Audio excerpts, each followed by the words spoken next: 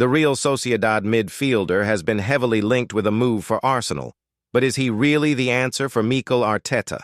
His side had already sewn up victory, and the midfielder many deem critical to Arsenal's Premier League title hopes next season was controlling the latter stages.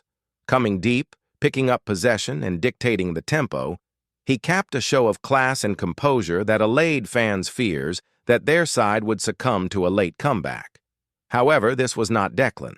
Rice rounding off his show-stopping 2-goal display against Real Madrid at the Emirates on a surreal night last Tuesday. This particular display belonged to Real Sociedad's Martin Zubimendi, who, some 48 hours before that epic Champions League clash, had guided his team to a low-key 3-1 La Liga win away at Las Palmas. It was a game watched by just 22,616 people, myself being one of them.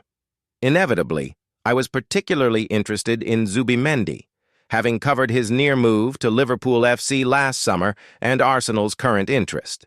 Mikel Arteta is reportedly confident of landing the 26-year-old for a fee in the region of 50 million if, unlike Arne Slot, he can persuade him that the glamour of the Premier League outweighs the beauty of the mountains in San Sebastian.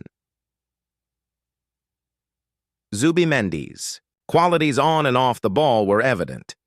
He had no qualms about taking passes deep or under pressure. His distribution was tidy and accurate. On the one hand, he looked a man at ease, yet his play also lacked distinct threat and attacking. Context is also needed.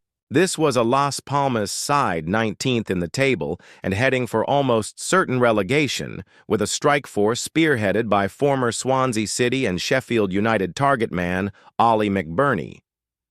Temperatures soared to 30 degrees centigrade, and the pace was slow.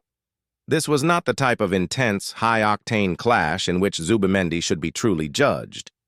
A better and more concerning indicator for Arteta is that earlier that week, he and the back four were pulled all over the place when conceding 4 goals against Real Madrid.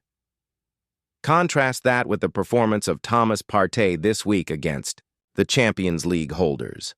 His time in North London has been plagued by injury, but while Rice understandably took the plaudits, the display of the Ghanaian in the defensive midfield role was every bit as critical to the emphatic 3-0 win.